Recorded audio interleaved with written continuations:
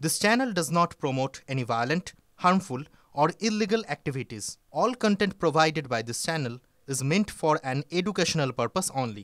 সংগঠনের রদবদলের কখন দরকার থাকে? যখন সংগঠনে গন্ডগোল থাকে, যখন সংগঠনে যোগ্য লোকেরা না থাকে বা সাফল্য না পায়। ব্যর্থতা মানে তো ব্যর্থতাই, ব্যর্থ লোকেরাই তো ব্যর্থতা বয়ে নিয়ে আসে, সুতরাং তাদের সরে যেতে হয়। তাই তো বললেন সৌমিত্র খাঁ।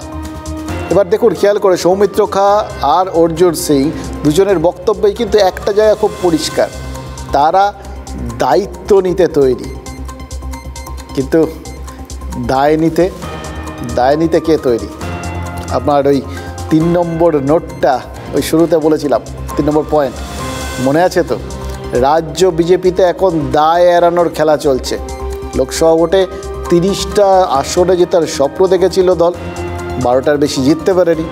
এবার কোচবিহার, হুগলি, ব্যারাকপুর এরকম সব জেতা আসন হাতছাড়া হয়েছে। তার দায় তো কাউকে নিতে হবে, যারা ভোটের আগে সব থেকে বেশি ভোকাল ছিলেন, যাদের ওপর ওই জয়রথ ছোটানোর দায়িত্ব ছিল, তারা এবার দায় নেবেন কি?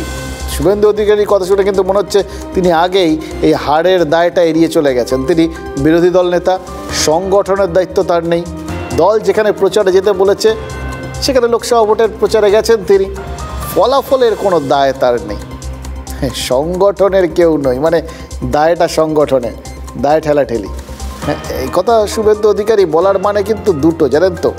সংগঠনের সঙ্গে তার যে একটা দূরত্ব আছে, ছিল এবং থাকবে, এটা বোঝানো। আর 2, যারা সংগঠনে আছেন বা সংগঠনকে চালাচ্ছেন তাদেরই দায় পুরোটা, তাদের ঘাড়েই আপাতত লোকসভা ভোটের ব্যর্থতার দায় দায়িত্ব চাপাচ্ছেন তিনি।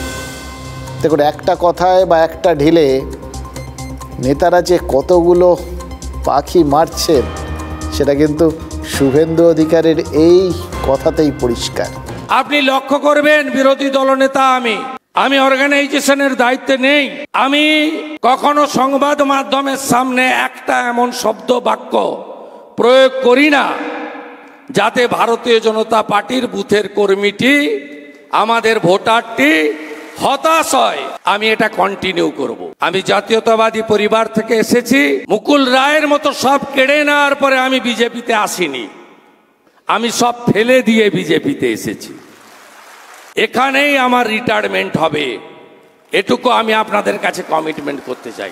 মানে যারা সংগঠনের দায়িত্বে রয়েছেন তারা এমন কিছু বলছেন যে বক্তব্যে ওই বুথ স্তরের কর্মীরা হতাশ হয়। যা বললেন শুভেন্দু অধিকারী, আবার জানি না এটাও ভুল বুঝলাম, কিন্তু আমাদের সোজা বুদ্ধিতে তো এটাই বুঝলাম। মানে বিষয়টা যে শুধু বিজেপির রাজ্য নেতাদের মধ্যে রয়েছে সেটা নিয়ে আর কোনো সংশয়ের অবকাশ থাকার জায়গা নেই আর কি। কিন্তু শুধু সেখানেই কি আছে? খেয়াল করে দেখছিলাম, জানেন তো, দিনটা একদম এত অদ্ভুতটা, ওই 13th নোট খোঁজার দিন তো, চারপাশ থেকে বিভিন্ন কিছু বেরিয়ে পড়ছে, একটা চার্নিং হচ্ছে, একটা মানে মন্থনের ফলে অনেক কিছু তো বেরোয়, তাই বেরোচ্ছে। ওই গোটা নেতাদের মধ্যে কি হচ্ছে, কতটা ধাক্কাধাক্কি হচ্ছে, দায় ঠেলাঠেলি হচ্ছে, সেটা পরিষ্কার হচ্ছে। এবং সবথেকে বড় কথা, বিষয়টা বাড়তে থাকলে, নেতাদের মধ্যে থাকলে তো ব্যাপারটা খুব ইন্টেন্সিটি বাড়ে, আর নেতাদের দিকে তাকিয়ে থাকেন কর্মীরা, ফলে বিষয়টা কর্মীদের মধ্যেও ছড়িয়ে পড়েছে। আজ বিজেপি নেতারা যখন সায়েন্স সিটিতে বৈঠক করছেন, তখন ওই মুরলীধর সেন লেনে বিজেপির রাজ্য অফিসের বাইরে বিজেপি কর্মীরা নিজেদের মধ্যেই হাতাহাতি শুরু করে দিয়েছিলেন। ভাত ঘুম থেকে উঠে নেতারা ফাউল করছেন দেখে হয়তো বিজেপির সাধারণ কর্মীরাও যেমন খুশি হাত চালানোর একটা চেষ্টা করে দেখেছেন। ঘুমটা ভাঙাতে হবে তো, একটু গা গরম করতে হবে, সেটাই করেছেন। দেখুন, একটাই কথা, এসব করছেন ঠিক আছে, যতক্ষণে ঘুমটা পুরোপুরি কাটবে, চোখ ঠোক কষলে তখন কী দেখবেন যে ফাঁক তালে আপনাদের ট্রফি ওই অন্য কেউ নিয়ে চলে যায়নি তো, মানে বলে না নেপোয়ে মারে দই, সেরকম হয়ে যাবে না তো। দেখুন, কুণাল ঘোষ আজ বলেছেন 2জন বিজেপি সাংসদ নাকি তৃণমূলের সাথে যোগাযোগ রাখছেন।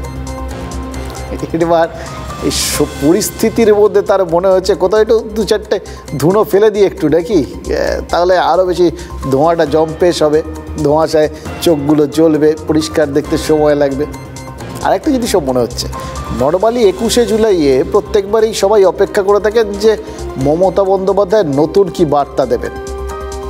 এবার মানে একটা আগের থেকে আমরা কোনো বড় অনুষ্ঠান আপনাদের ধরুন দেখাবো, তৈরি হচ্ছে 3-4 দিন পরে হবে, তার আগের থেকে আমরা টিজ করতে থাকি, প্রোমোটমো চালাই, মানে মোদ্দা কথা আপনাদের মধ্যে একটা কোথাও গিয়ে উত্তেজনা, কোথাও গিয়ে একটা ঔৎসুক্য তৈরি করি যে কীরকম কি একটা দেখাবে TV9, দেখতে হবে ওদিন ওই রকম সময়।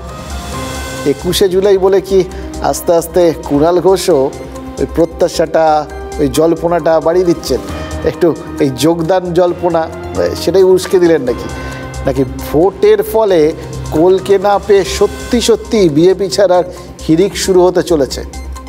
এটাকেও তো উড়িয়ে দেওয়া যায় না, রাজনৈতিক নেতাদের যা ট্রেন্ড, তাতে এরকম কিছু ঘটলে কোনো সময়ই তো অস্বাভাবিক বলে মনে হবে না।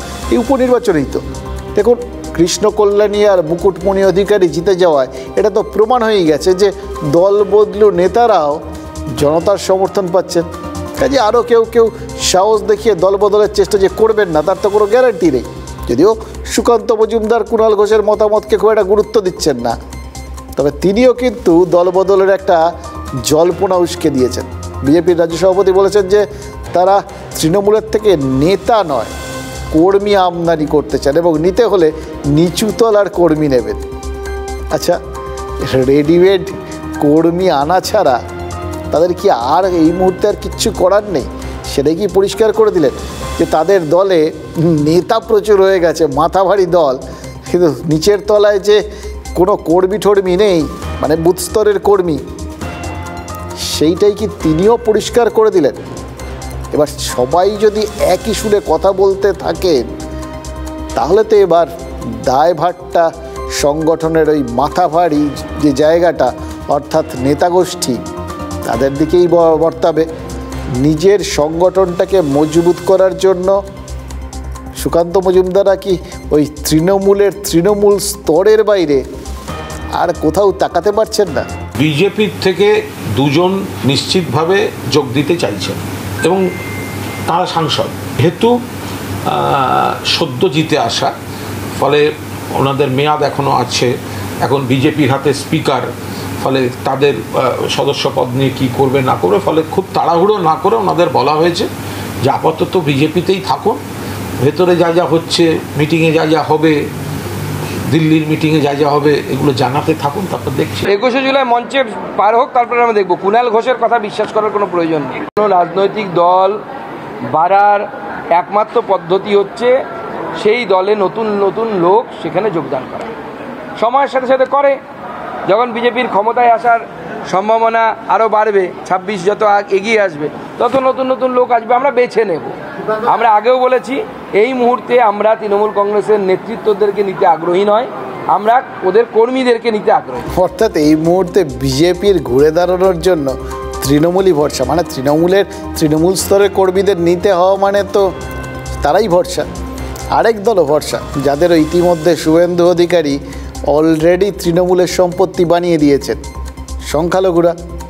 শুভেন্দু অধিকারীকে খণ্ডন করতে গিয়ে সুকান্ত মজুমদার তো বলেছেন যে রাষ্ট্রবাদী মুসলিমরা অ্যাসেট।